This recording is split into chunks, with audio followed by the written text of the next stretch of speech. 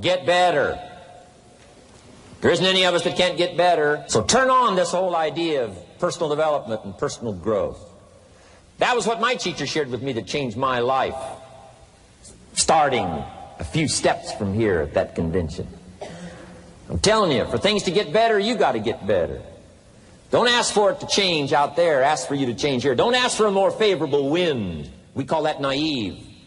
Don't ask for better seed, better soil. This is the only planet you got. Just ask that you can get wiser and stronger and better, and be able to take care of your own responsibilities. Get better. Learn how to handle the seasons better. Let's go through them. Just get better at handling the winters. You can't change the winter. You can't change the seasons, but you can change yourself. You say, well, what can I do about the upcoming winters of my life? The challenges that I know I'm going to face. Here's what you can do. You can get wiser and stronger and better. Just make a list of that trio of words. Wiser, stronger, and better. Go home smarter than you came. Go home with more ideas than you came with. Next, get stronger. You can develop the muscle. You can develop the courage muscle. You can develop the inspiration muscle. You can develop the dedication muscle. You can get stronger. There isn't anybody here that can't get stronger. Next time we see you, may not even recognize you. How strong you're going to be able to become in language, in style, and personality, the ability to cope, the ability to handle with anything that happens, no matter what happens. And the third one is get better. We can all get better. I've gotten better. First talk I gave, I stood up, my mind sat back down. But here's the secret to my success. I stood up and did it again. I stood up and I did it again. And I did it again, and I did it again all those many years ago. I did it when I was scared, and I did it when I didn't want to, and I did it when I was ill. And I did it when it didn't work well, and I did it when they didn't appreciate it, and I didn't a lot of times when I didn't know much what I was doing. I just did it anyway. And now all these years later, I'm asked to walk on this stage with the greatest introduction I've ever had, greatest response and welcome I've ever had, the greatest opportunity I've ever had to touch this many lives with a mixture of words and heart and soul. I got better. I got better day by day and week by week and month by month. And I'm asking you to do the same thing until you can develop a long arm and a long reach, until you can develop influence that won't quit. Touch people next year you couldn't touch this year. Touch people now you couldn't touch before. Conduct a meeting now you couldn't conduct before. Heart and soul now mixed in there that wasn't there, missing before. I'm asking all of you to get better in spite of the winters, in spite of the downturn, the money downturn, the social downturn, the personal downturn, whatever it is. Just get stronger. Get better. The key is not to wish for a better winter. The key is to wish for more strength, more wisdom, more courage, get better, get wiser, get stronger. Here's number 2. Learn to take advantage of the spring. Spring means opportunity. And we've got a fresh spring going here. It's called a spring like no other. A spring, an opportunity like no other for you. But here's the clue. Spring is not a guarantee of a harvest in the fall and the autumn harvest time. Here's what you must learn to do. Underline the 2 words if you're taking notes. Take advantage. Take advantage of the spring. Don't just be faked out by the spring because the nice weather has come and looks like everything is going to be a lot better. The winter's finally passed. The spring is here. I'm telling you, that's not going to do it for you. Just because the spring is here, it's not going to do it for you. You got to seize it with your own 2 hands and take advantage. Read the books. Study the tapes. Go back through your notes. Get ready to cash in on the spring. And now there's a sense of urgency here. Here's why. Spring doesn't last that long. Sooner, let's take advantage of it. It's called take advantage of the spring. And there's also an urgency here. How many springs have you got in a lifetime? Not very many. Life is brief at the longest.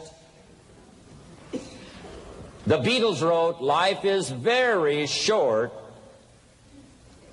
And for John Lennon, it was extra short. For Michael Landon, it was extra short. But it is short. There's an urgency here. Don't waste your springs. Don't just let them pass, hoping the time will pass. Take advantage. Last year it was seize the moment. And I'm asking you now this season to seize the spring opportunity. You've got a new organization going, seize the spring. You've got a new distributor going, seize the spring. You've got a new life situation going, seize the spring. Take advantage of it.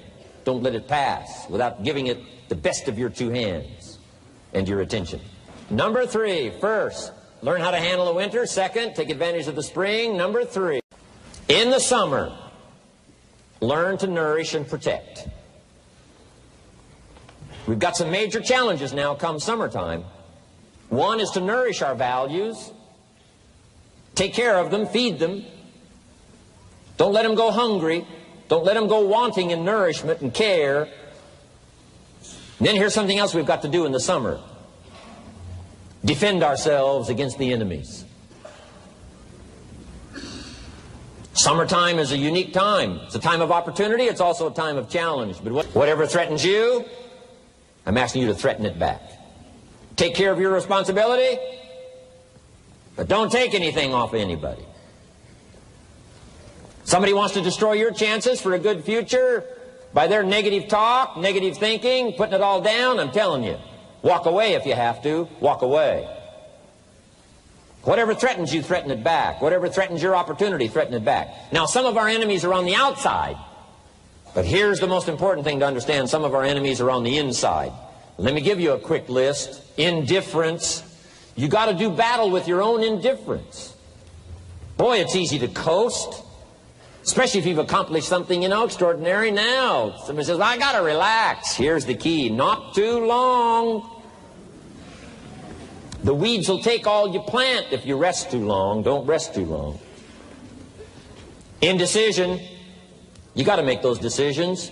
The ones that don't turn out to be good gives you experience to make better decisions. Don't let much time go by without making some decisions. The ones that you can make quickly, make them quickly. The ones that take time, take your time. But get those decisions made. Don't let indecision be an enemy, rob you of the future, empty your bank account, leave you with zero in the purse. Don't let that happen. The next one is doubt. Sure, there's doubts on the outside. People doubt that America's going to make it. People doubt that Europe's going to make it.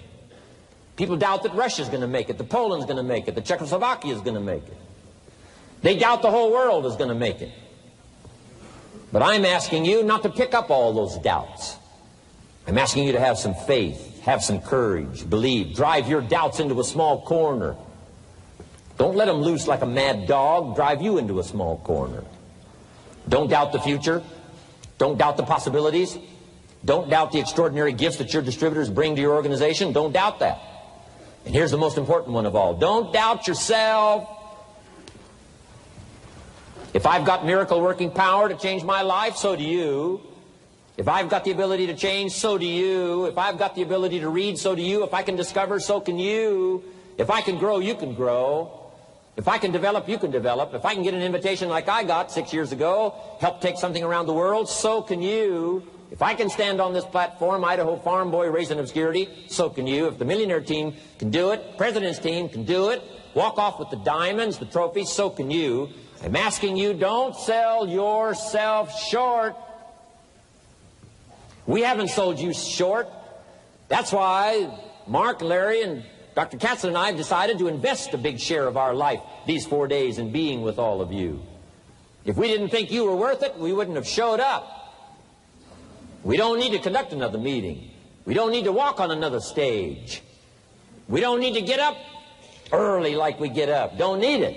Except for the challenge and the opportunity to invest in this many people's lives who wouldn't get up early. To have a chance to work miracles and invest in this many people's lives and help turn the world upside down for better nutrition called Herbalife.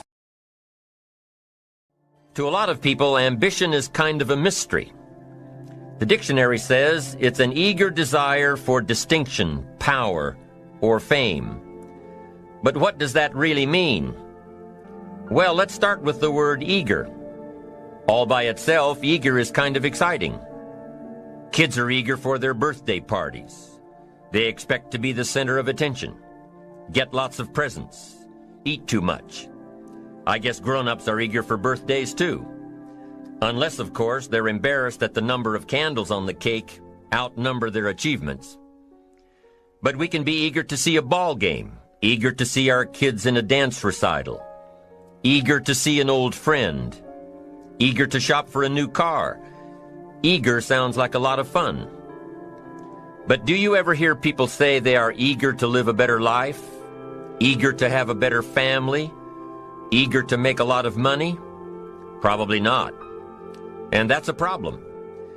Because how I see it, living a better life, having a better family, and making a lot of money takes an eager desire. We have the remarkable ability to get exactly what we must have. But there is a difference between wishes and desires. We've all heard people say, "Oh, I wish I could just drop 5 pounds. I want to be a little lighter."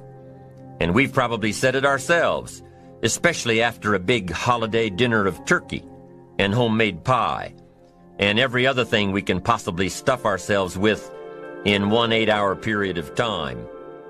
And even though we may wish we could breathe a little easier in our clothing, we have to have the desire to exercise a little more and eat a little less. The "I wish I could lose weight" has to become, "I have the eager desire to lose weight." I'm also sure you've heard people talk about wishing they had more money to pay the bills, or take a vacation, or just to take a little pressure off of life. But before their lifestyle can change, their wish needs to become a desire. If they really desired change, they wouldn't spend their evenings just watching TV and wishing they were doing something more. The backbone of an eager desire to change is discipline. True ambition is disciplined, eager desire. It's that little part within us that says, if I want to be ready for that meeting tomorrow, I need to finish preparing for it today. If I want to make sure I can pay for my kids' college education, I need to start saving today. If I want a better life tomorrow, I need to start working on it today. Ambition is a minute-by-minute, day-by-day mentality. To have the ambition to work towards a better family life, a newer car, a bigger house, a financially secure future, you have to live it every moment. If living a successful life was easy, I'm sure more people would be successful. If just being ambitious was enough, I'm sure all of the broke and perplexed people in the world wouldn't be broke and perplexed. While most people spend most of their lives struggling to earn a living, a much smaller number seem to have everything going their way. Instead of just earning a living, the smaller group is busily working at building and enjoying a fortune. Everything just seems to work out for them. And here sits the much larger group, wondering in awe on how life can be so unfair, complicated, and unjust. So what's the major difference between the little group with so much and the larger group with so little? Despite all the factors that affect our lives, like the kind of parents we have, the schools we attended, the part of the country we grew up in, none has as much potential power for doing good as the ability to dream. Dreams are a projection of the kind of life we want to lead. Dreams can drive you. Dreams can make you skip over obstacles.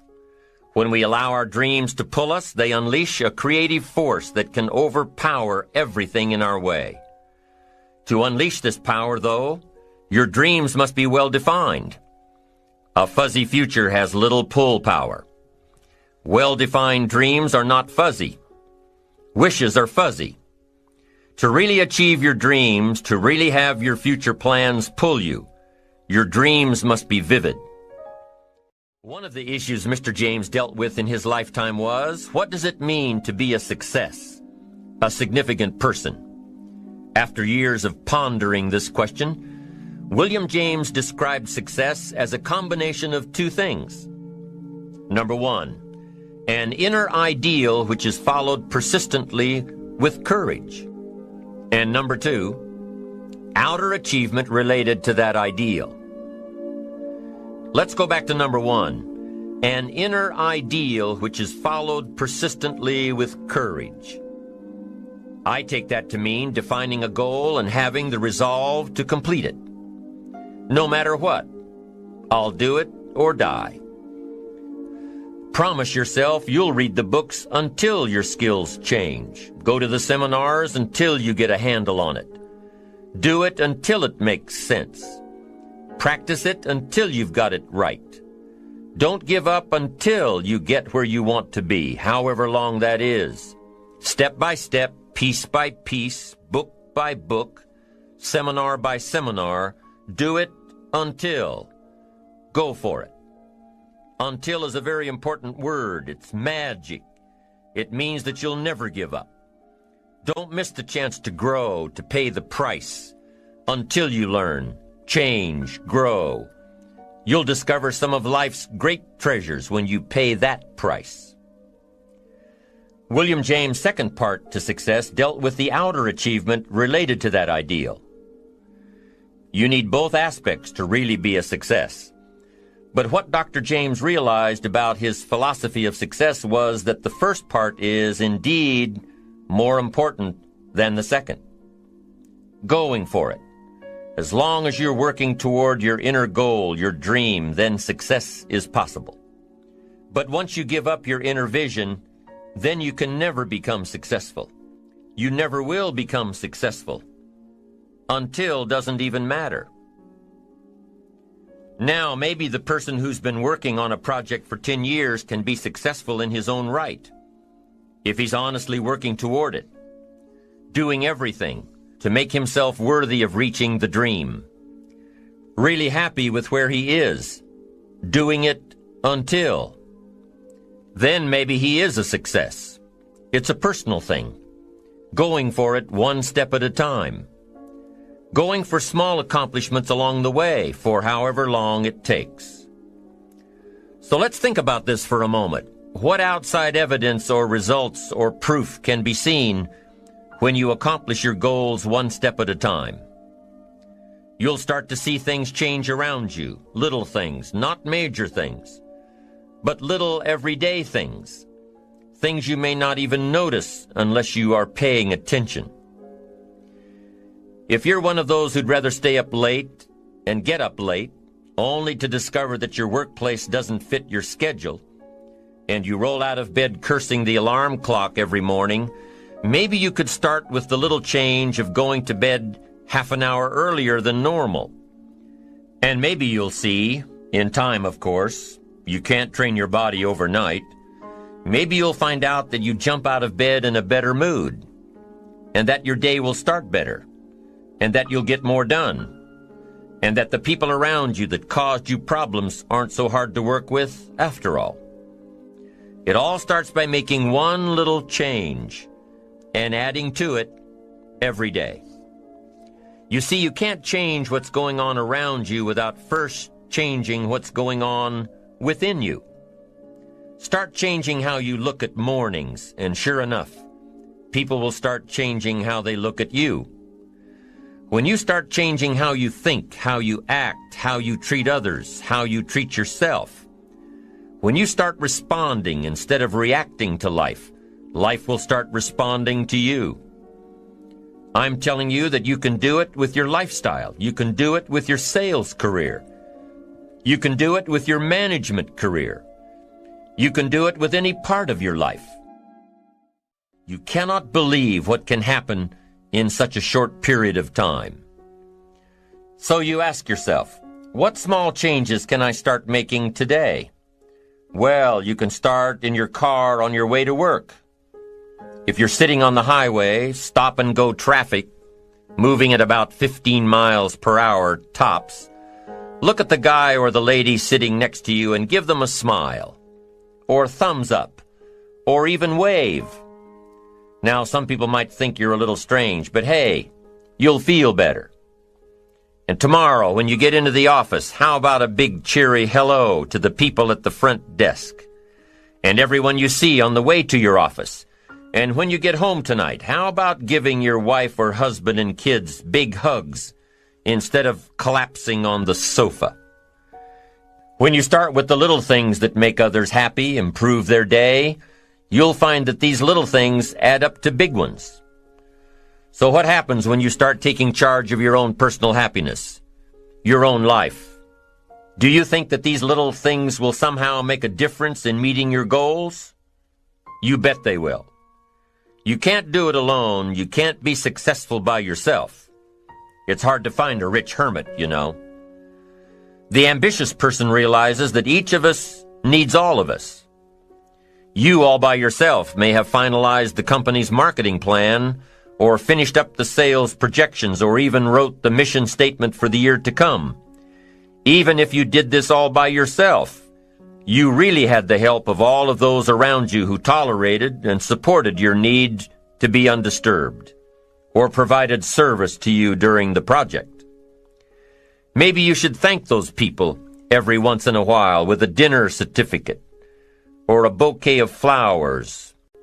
After all, without your support team, you probably wouldn't be where you are today. You can't be successful by yourself. So thank them. Thank those around you. And let them know just how important they are to you. Be it your office personnel or your family or your friends, a thank you sure goes a long way. You don't have to worry about the winds that will most certainly blow around you, the obstacles, the negativity that will stand in your way. You don't have to worry about what other people will say. You just have to keep your mind on your course. Those winds may blow fast and furious, but if you know your path, if you know where you are going, they will help push you toward the dreams and goals and treasures that you have already decided you're going after. Your goals will push you forward, ahead of the stormy weather. There are some amazing people around that we can learn from today. People who have already braved the storms and come out on top. People who are still alive today. People who started with nothing and ended up with something great. Famous people, not so famous people. Maybe even people you know, but don't know their stories. People who had an early vision and ambition. People who turned their focused dreams into the reality of success.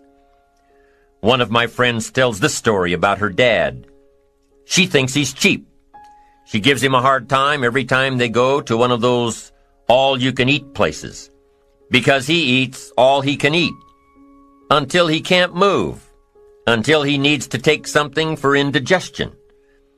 But she knows where he came from, his history, and understands just why he is the way he is. He eats all he can eat because he was raised in an orphanage, a place where you had to grab all you could or you'd be hungry.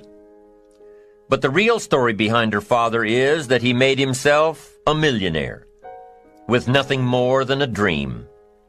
He watched his own father drown when he was 4, was taken away from his mother a few years later and put into an orphanage because he was so bad. Raised by other people, strangers. After growing up in foster homes, he decided to go out on his own. He barely finished high school, but he found a job as a vacuum cleaner salesman. He did well, really well. But the woman he loved didn't want to marry a vacuum cleaner salesman, and he really didn't want to be one. So he went to college, went on to medical school, prospered, really prospered, led a tremendously successful life as a radiologist, and is now retired, goes fishing, rides his Harley. Stories of success are all around us, everywhere. Take the time to talk to these people or read their stories. You might learn something. You might find out that they have already traveled the path you are now on. Many of these people have written books on their journeys. These books tell the stories and give the secrets that we can all learn from. Let's say you decided to take a trip, just a short one, maybe for a weekend. Let's say you want to go away to a place you've never been before. Wouldn't you want to find someone who had been there? Ask them a few questions? What's the best way to get there? The safest route? The quickest route? What do I need to bring to be totally prepared? What fun things should I look for on the way?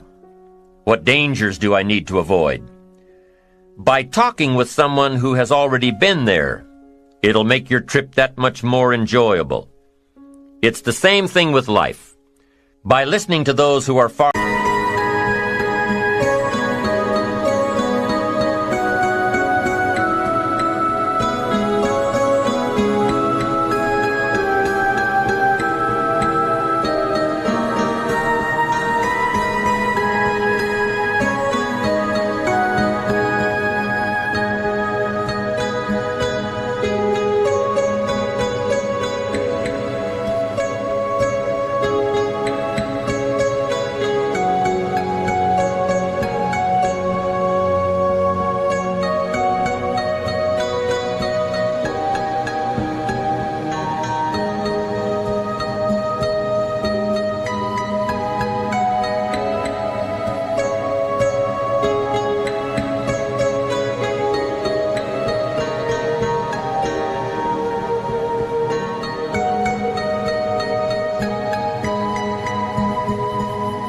farther along in the journey you are interested in taking, and learning from their successes and failures, you just might pick up something that will make your journey that much better. Listening to the stories of others can be motivating, captivating. They can provide that extra push you've been looking for. They can demonstrate what the power of ambition is truly all about. They've been there. Their knowledge is valuable. And when you use that knowledge and motivation to take action, you'll gain momentum. Eventually, you will find that the key to motivation, true motivation, is right there inside you. You won't have to look elsewhere to get pumped up, turned on, charged up. With the right knowledge behind you, you will learn how to motivate yourself. With the right knowledge, you will find yourself becoming inspired on your own. And in order to move forward, you must be motivated, inspired, ambitious. You must have dreams and goals that create ambition, good ambition, positive ambition. Now, ambition does not mean being greedy. It does not mean being selfish. It does not mean getting ahead at the expense of others. Ambition is not greed. Ambition is not avarice, an all-consuming desire for wealth. Ambition is not hoping you can win at the expense of others. Do you suppose Judas was ambitious? He ended up with 30 pieces of silver, a fortune in those days. Was Judas successful because he had all that money? No, Judas sold out. Was Judas happy when it was all over with? No. The money didn't make him happy. What he did to get the money certainly didn't make him happy. What Judas became in the pursuit of his fortune caused him to end his own life. What drove him was not ambition. Ambition is not greed. Ambition is an eager desire to achieve, an eager desire to get ahead in life, to do more for your family, to prosper in health, wealth, and relationships. Now, desire does not always translate into ambition. Desire is what you want for yourself. A bigger house, a better car, a fatter bank account, a better life. I desire to have these things. Ambition is how you get there. Desire is sometimes healthy.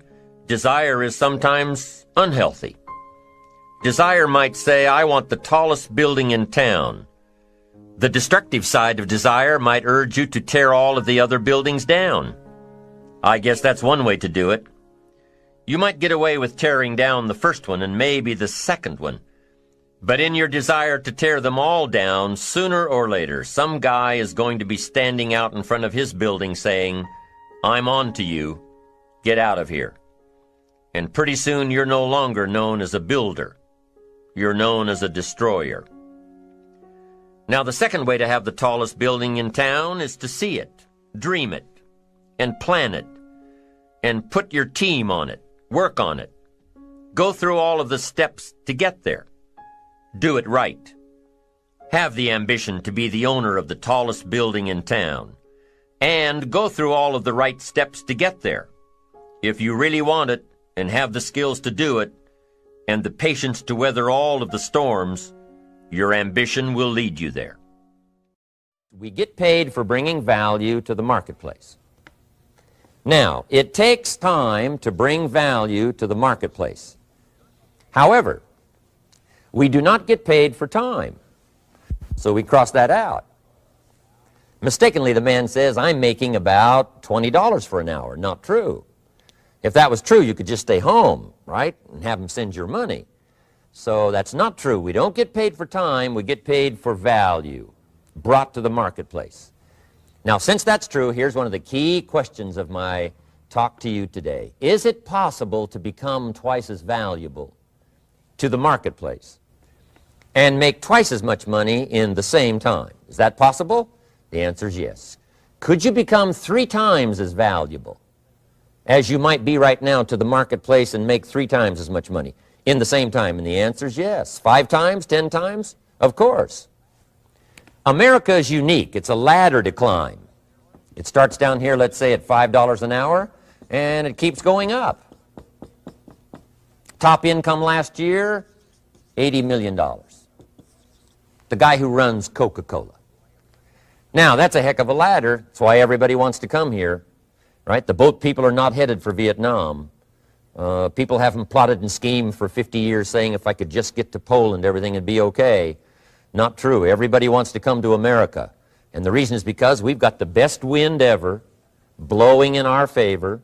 We've got the best economic opportunity anybody's had in 6,500 years. And all you have to do is understand it and take advantage of it. Now, there's some key questions to ask here. Why would the marketplace pay someone only $5 an hour? Very simple answer. They're not very valuable to the marketplace. Now, we must underline to the marketplace. This person might be a very valuable brother, yes. Member of the family, valuable, yes. Valuable member of the church, of course. Valuable citizen of the country, yes. Valuable in the sight of God, no doubt. We're all of equal value in the sight of God. But if you're not very valuable to the marketplace, you don't get much money. You say, well, it shouldn't be that way. Well, then you got to start your own country. You know, this one's been in process for 200 years, and this is the best we've been able to come up with so far. But here's the key. You don't have to stay here.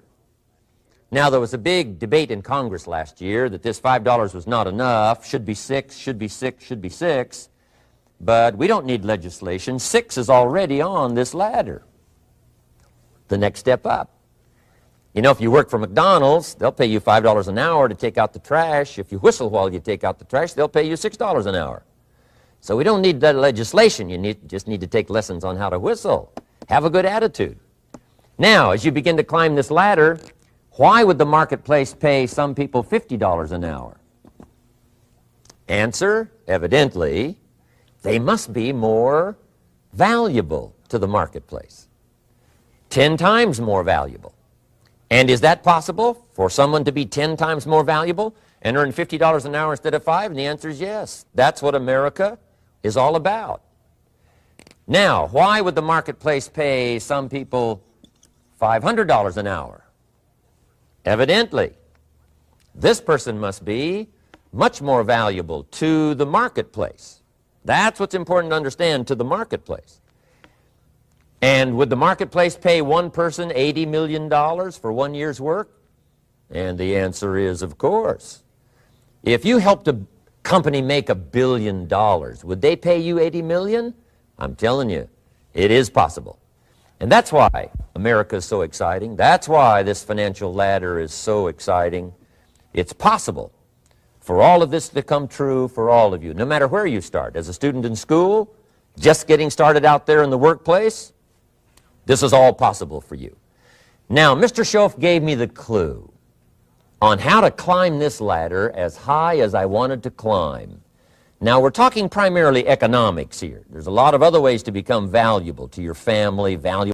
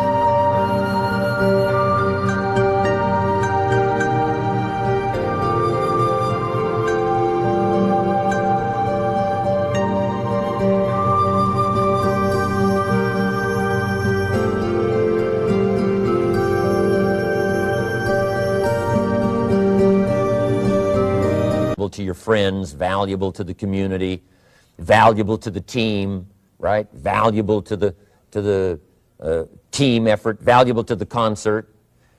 But here's what he said to me. In climbing this ladder economically, all you have to do is work harder on yourself than you do on your job. Once I heard that, it made sense to me. I kept hoping that everything else would change around me, found out that if I went to work on myself, worked on my skills, worked on my language, if I became better than I was each year, if I grew in skills and language and vocabulary and competence, then I would become attractive to the marketplace. Not very long ago, a company called me and said, Mr. Rohn, we're expanding internationally. We'd like to have a bit of your expertise to help us. Would you give us a bit of your time? We'll add some millions to your fortune. And I said, okay. And I thought later, isn't that interesting they would call me? Then my second thought was, of course they'd call me. Who else would they call? I can get the job done. Now, what a contrast for me, farm boy from Idaho, raised in obscurity, parents of modest means, broke when I was 25. How come I would get a telephone call and someone offer me a lot of money to help them in expanding around the world? Simple answer, evidently. Something happened to me between age 25 and where I am today. And I can tell you where it all started. From my teacher, Mr. Schoaf, who said to me, we don't have to change what's going on out there. That's the wind that's blowing. All we have to do is change what's going on in here. And now there's several ways to do that on personal development. And let me give you those ways. Here's the first one. We must learn from personal experience. Pretty simple. Learn from what happens to you. Take a look back over the last few months. Did you make some mistakes? How could you correct those for the future? Take a look back over the last year. Have you done it right or done it wrong? Let's correct it for the next year. Learn from your personal experience. Mr. Schoaf asked me when I first met him, he said, Mr. Rohn, how are you doing? You've been out there now 6 years. And I said, I'm not doing very well. He said, I suggest you not do that anymore. What a simple, swift analysis to my situation. He said, if you keep doing it, the next 6 years will be like the last 6. You don't want that to happen. Let's make the changes. So learn from your personal experience. Now here's number 2, why I came to share this video experience with you today. And that, I call it OPE, other people's experiences.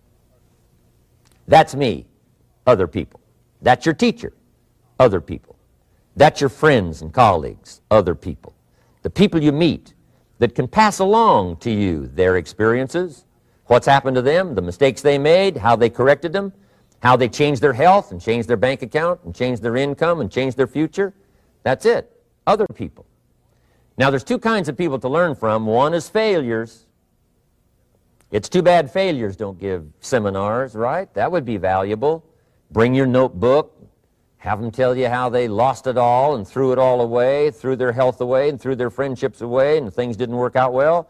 That would be valuable. But now then we must also learn from positive, people that have done well. They've got the health, and so we ask them, how did you become so healthy? They've got the skills, so we ask them, how did you become this skillful? They've got the income, so we ask them, how did you get here in such a short period of time? So now here's what's important in personal development. In learning from other people, we learn, number 1, by observation.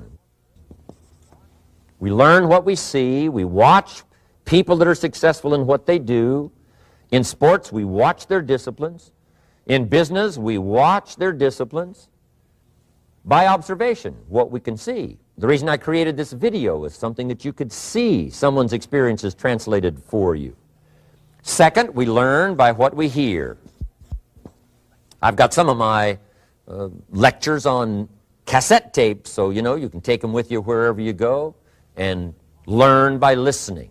Turn your car into a mobile classroom and listen. And then listen to the sermon on Sunday morning. Listen to the lectures. Listen to the teacher. Listen to someone who's got something good to say. And then number 3 is vitally important on personal development, and that is read all the books you can possibly read in your lifetime. Mr. Schoaf got me started on my library. I've got one of the better libraries. Haven't read everything in it, but I feel smarter just walking in it. by library. At least I was smart enough to buy it. Now I got to be smart enough to read it. And then, of course, I got to be smart enough to decide what's valuable and then do it. But this one is very important. Become a good reader. Some books that helped change my life. Mr. Schoaf recommended, of course, the Bible. And my parents made sure I was a pretty good scholar by the time I was 18. That's been so beneficial for me, drawing from those illustrations, reading about those stories, people who made it and people who didn't make it, and what the difference was. And then other books that helped to really change my life. One called Think and Grow Rich by Napoleon Hill. And then a book that helped me become financially independent by the time I was 31. And that book is called The Richest Man in Babylon by George Clason. And I'm going to share a little bit of that book with you when I get to financial independence today, our third subject. But I started reading the books, attending the classes, making sure that I got in front of people that had something good to say. And then I started keeping a journal. One of the major things my teacher taught me was to keep a journal. He said, don't trust your memory. If you hear something good, just make a little note and write it down. Now, at first I took, notes on pieces of paper and torn off corners and backs of old envelopes. And it didn't serve me well, thrown in a drawer. Then I learned to keep a journal, a bound copy of all my notes. So I would suggest you do the same. Things that impress you, a poem that impresses you. When you attend a class, some of the ideas that impressed you, jot them down. You read something in a magazine, right? Some ideas. Take those out, put them in your journal. Keep a good journal the rest of your life. This will serve you well. My journals make up a significant portion of my own library. And if you saw my library and saw my journals, I tell you what you'd have to say. This is the library, and these are the journals of a very serious student. No wonder Mr. Rohn is invited to lecture and speak on his experiences around the world. So I want the same thing to happen to you. Value captured that you can resort to later, go back over it and review it, and let it become valuable to you. So that's my first subject, personal development. Work harder on yourself than you do on your job. Develop the skills, learn the lessons, take the classes, absorb all that is being taught to you these days. And then later on, of course, you can sort it out, what's valuable to you and how to refine it for your business and for your life and for your future. But the main thing is to get it and start this process of personal change, personal development. And let me say it one more time. If you will change, everything will change for you. You'll never be the same. You'll keep growing.